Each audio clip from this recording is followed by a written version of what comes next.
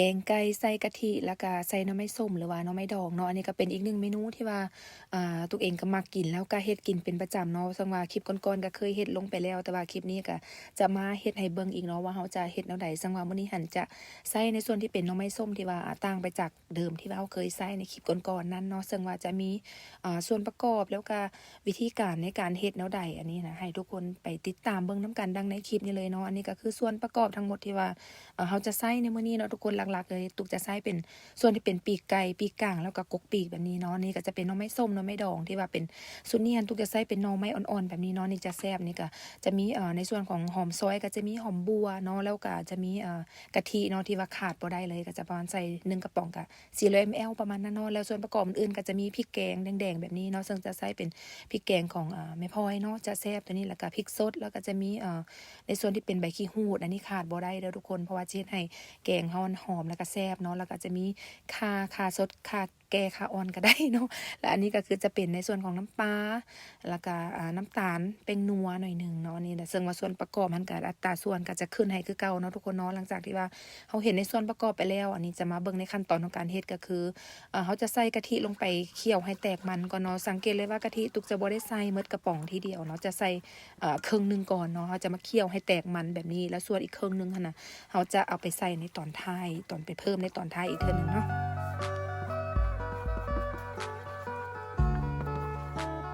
หลังจากที่ว่ากะทิเฮาแตกมันแล้วสิเฮาก็จะมาใส่ในส่วนของพริกแกงเนาะซึ่งจะใส่เป็นพริกแกงแดงแบบนี้แบบเอามาคั่วมาเคี่ยวใส่กับกะทินั่นแหละทุกคนเคี่ยวไปจนกว่ากะทิแล้วก็พริกแกงหันจะเข้ากันดีเนาะจะละลายจะแตกมันเป็นมันแบบฟูๆสิเพราะว่าจะเฮ็ดให้น้ำแกงแกงไก่หรือว่าไหนแกงไก่แกงกะทิของเฮาในมื้อนี้หันน่ะสีจะออกมางามเนาะทุกคนเนาะ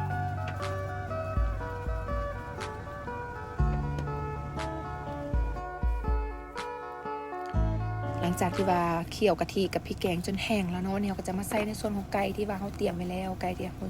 สับไว้ก็คือบอกไปจะใส่เป็นส่วนของปีกกลางแล้วก็กกปีกเนาะที่ว่ามาเฮ็ดในมื้อนี้อันนี้เราก็จะคั่วจะเคี่ยวให้แห้งคือกันเด้อทุกคน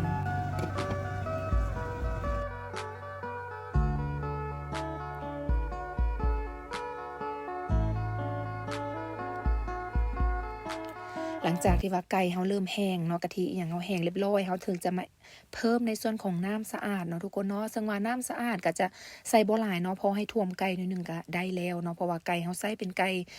พันธุ์ธรรมดาตามท้องตลาดเฮาบ่ได้เป็นใส่เป็นไก่หยาบเฮาจะบ่ได้ต้มโดนหลายเนาะอันนี้ก็จะใส่ประมาณท่วมประมาณนี้เนาะทุกคนเนาะหลังจากนั้นก็คือจะมาใส่ในส่วนที่เป็นหน่อไม้ส้มก็คือใส่ลงไปในขั้นตอนนี้เลยเนาะทุกคนเนาะเพราะว่าเฮาจะ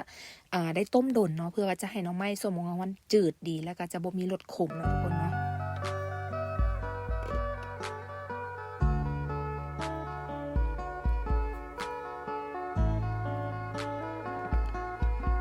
อันนี้ก็จะมาใส่ในส่วนที่เป็นข่าเลยเด้อทุกคนใส่ลงไปได้เลยเนาะเป็นข่าเป็น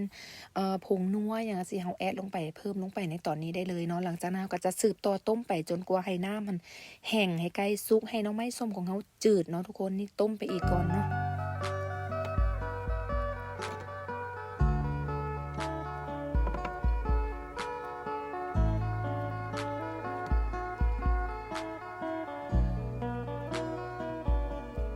หลังจากที่ว่าน้ำเขาก็เริ่มแห้งเริ่มหยังแล้วจะเห็นเลยว่าสีก็เริ่มเปลี่ยนงามเนาะจะมาปรุงรสเพิ่มด้วยน้ำปลาแล้วก็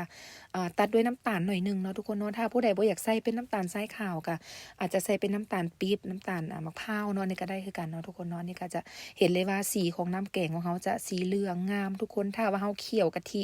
เคี่ยวพริกแกงได้ทีขนาดสีของน้ำจะออกมางามแบบนี้เลยได้ทุกคน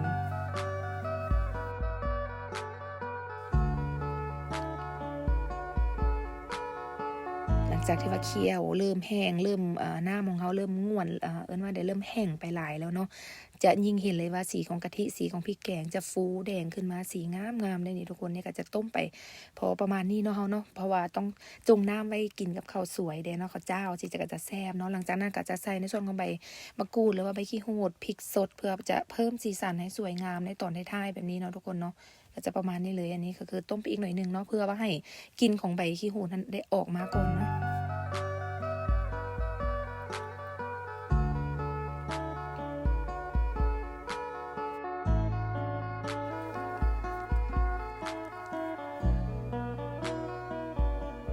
ห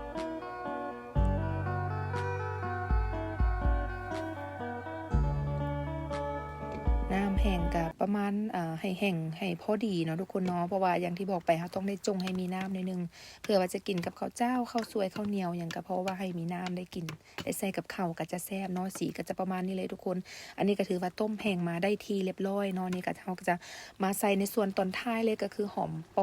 หอมบัวเนาะใส่เป็นหอมบัวซอยแบบนี้ลงไปแต่ถ้าผู้ใดมีเป็นใบโหระพานะใส่เป็นใบโหระพาก็ได้แต่ว่าของตุ้งหัน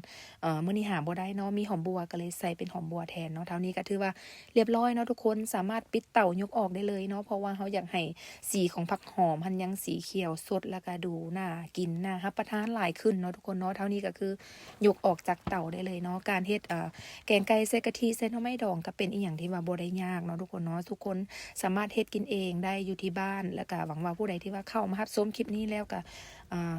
คงจะถึกใจแล้วก็สามารถที่ว่าจะไปเฮ็ดกินเองได้อยู่บ้านแบบง่ายๆเลยเนาะทุกคนเนาะสำหรับคลิปนี้ก็ต้องขอบใจทุกการรับชมทุกการสนับสนุนจากเอิ้นว่าได้ทุกคนหลายๆเนาะที่ว่าเข้ามาให้กำลังใจมาซัพพอร์ตกันตลอดมาเลยเนาะหลังจากนั้นก็คืออย่าลืมเนาะกด subscribe กดไลค์ให้กับเจ้าของช่องเด้อทุกคนเพื่อว่าจะเป็นกำลังใจในการเฮ็ดคลิปวิดีโอใหม่ๆออกมาให้ทุกคนได้รับชมนำกันอีกเนาะแล้วก็เฮามาเจอกันใหม่ในคลิปหน้าเนาะทุกคนเนาะหวังว่าก็